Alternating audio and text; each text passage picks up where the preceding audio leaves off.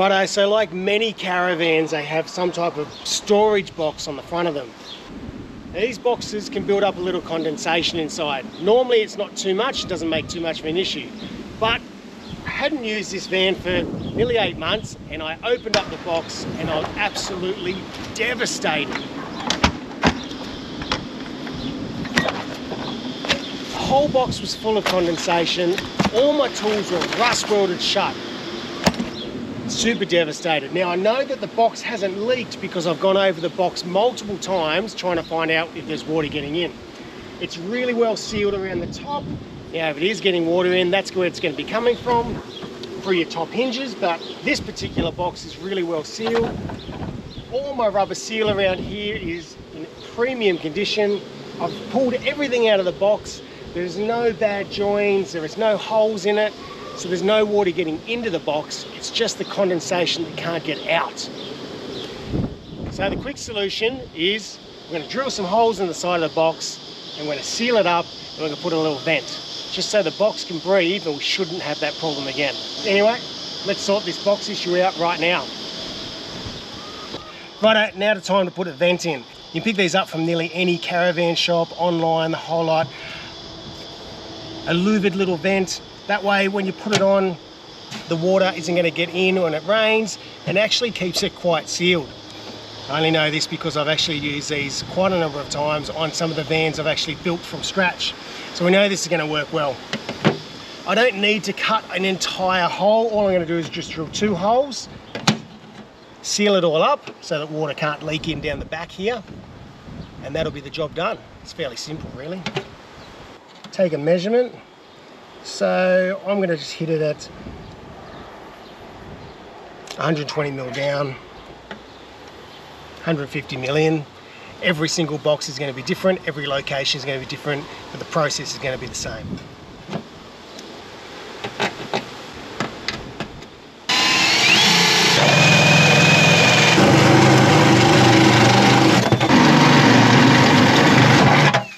Righto, you've drilled your 2 holes. Now you've got to be aware that there's going to be sharp, very sharp edges on both the outside and the inside.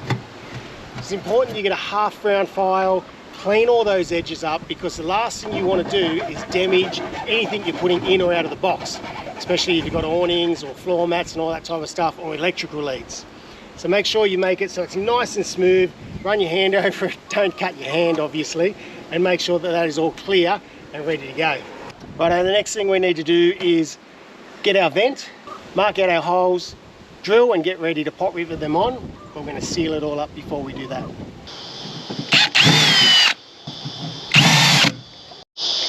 We've marked and drilled the 2 top holes out to make life so much easier. And just get the pot rivet, just sit it straight through the hole, line them up. Then we should just use our vent as our template.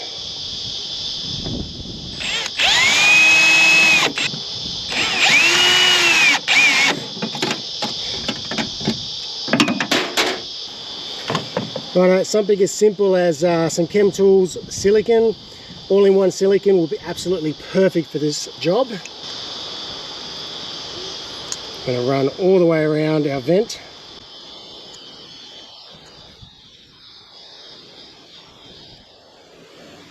Top of that, I'm actually going to go around our holes.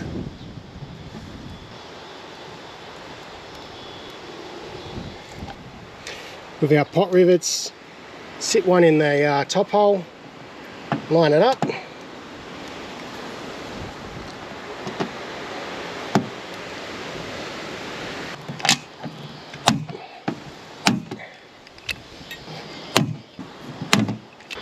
Right, now we're nearly done. We just want to put another bit of sealant all the way around the top and the sides, just to give it a really good seal off. You can see that it's squirted up through here. We're going to clean all that up.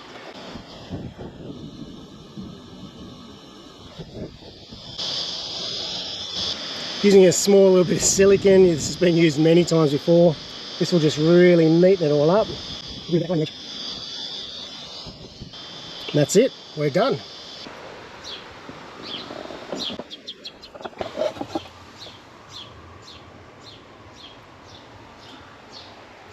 Righto, that's it. So it's as simple as that. Look, this was a very quick and easy, simple fix to a solution that has damaged hundreds and hundreds of dollars worth of tools. Not only all my hand tools that I have in the front box, but even my power tools, the batteries, all of it has a bit of light corrosion on these and in the terminals too. The quick fix was just to spray a bit of R1 over all the bits and pieces in here. But as you see, my hand tools are really, really badly damaged. We're going to fix them up in our next episode.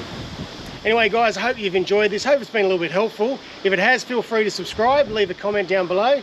And until next time, I'll catch up with you. If you've got a bit of water and condensation in there, it's got no way of escaping. Anyway, until next time, take care of yourselves.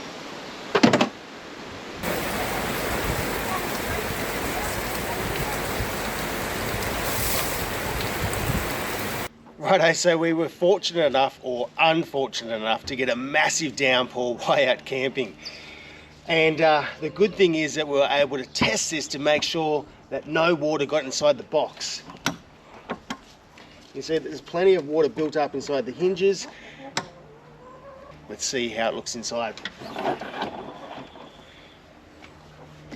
Righto, straight away, this is dry as. Now it's quite warm, it's quite sunny. Normally after rain like that, or any more bit of moisture inside here, this would be covered in condensation. I would do that and my hand would be sopping wet. Same with the walls, all the walls are really good. Let's check out how the vents look. Even all around the vents is dry as a bone. Now how good is that? It has really, really worked out, and that is a huge relief because it means from moving forward from now on, my tools and all my equipment on the front box are going to stay dry and usable moving forward. So